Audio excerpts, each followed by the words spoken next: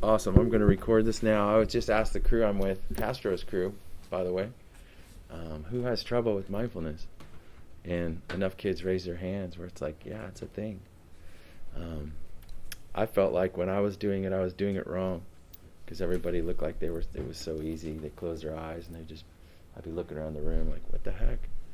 How do they stay quiet we would do it for a half hour. Now I do it for an hour every morning.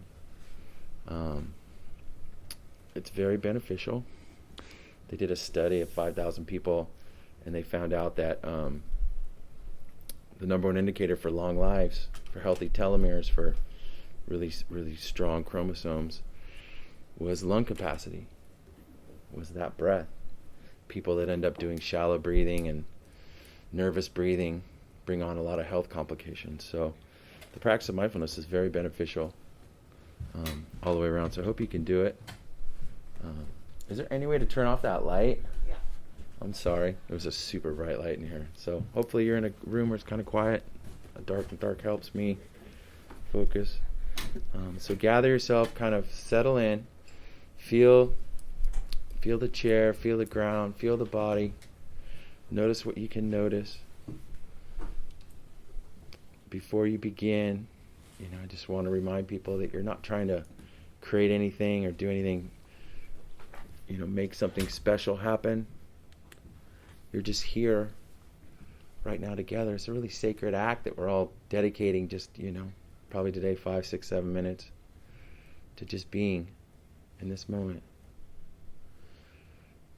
And the more you practice, these moments of awareness become longer. The focus of your attention becomes stronger. You will get an added kind of relaxation sometimes. Sometimes you won't. And that's okay. It's always going to be different. So as we sit this year, it's always nice to kind of pick something you want to focus on. I'm going to focus on my breath. And I keep giving to the mask, it's so obvious when I stop for a second and notice how different that is. And I ask you, how do you choose to greet that? Is that something that causes you to stress out or to want it to be some other way? Like arguing with reality is a common problem for a lot of people.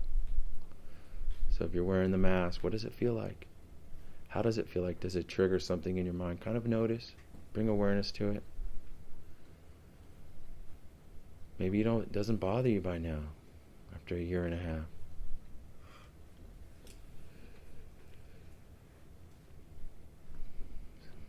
Maybe the air comes in cool.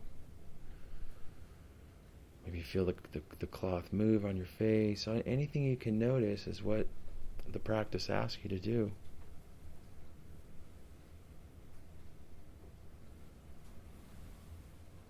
And I thought this was like one more thing I'm messing up, that I can't do good. And that's not it at all. You're doing great. The fact that you're doing this is you're doing it perfect. Sometimes we're our worst critic. And that's what mindfulness will show you, that your thoughts that come up in reaction to reality are just thoughts.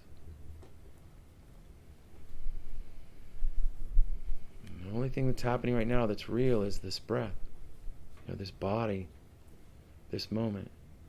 And if you get caught in the future, thinking about the past, just come back.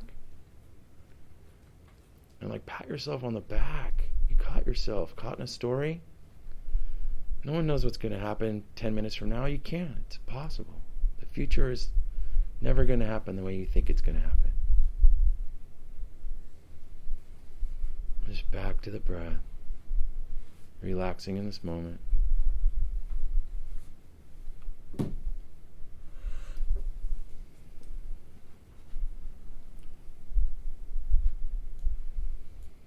Feel your ribs. Maybe you can feel it move on your skin when your ribs expand. Do they go east-west? If your spine was a compass north-south, your ribs east-west. Do they move up and down? Do they move east-west? Do they move north-south? How much can you notice? Where does the breath start? Where does it end? And I have a tradition here in Castro's room, which I've done, I think, 3 or 4 years now, is we're going to, as gentle as we can, as quiet as we can, without causing too much commotion in our bodies, our mind, is we're going to notice how its breath feels sitting down. And then we're going to kind of, I like to do it with my eyes closed because I'm kind of like a ninja.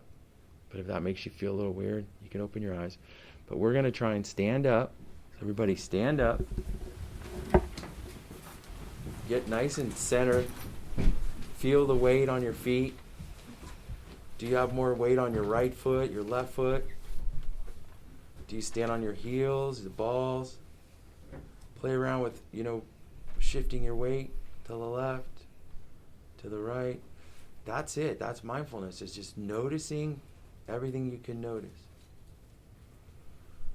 And the game I like to play, because it's surprising how much these skeletons of ours move. Friday night you're going to be dancing at the dance, a bunch of skeletons running around, costumes on. It's going to be rad.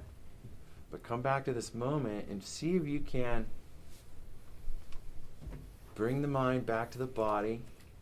I do it myself. I started thinking about the dance, how cool it's going to be. But come back to this body and see if you can be perfectly still.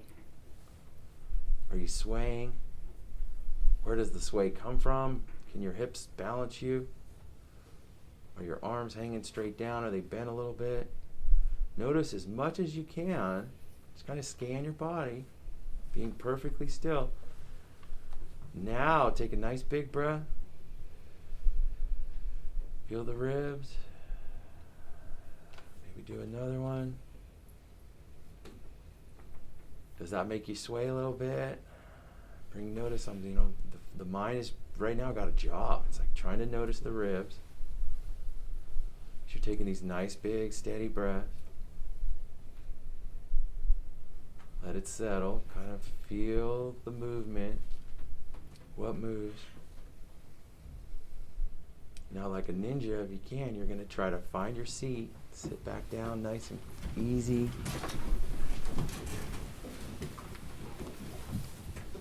And now I'm going to finish for about less than a minute. I'm just going to be quiet.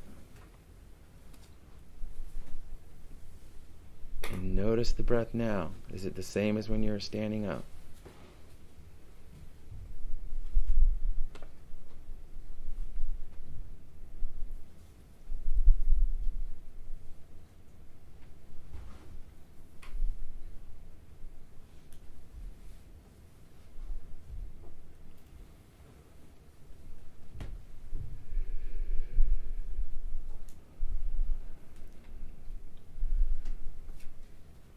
R&R students, never disappoint. I'm really impressed with your effort.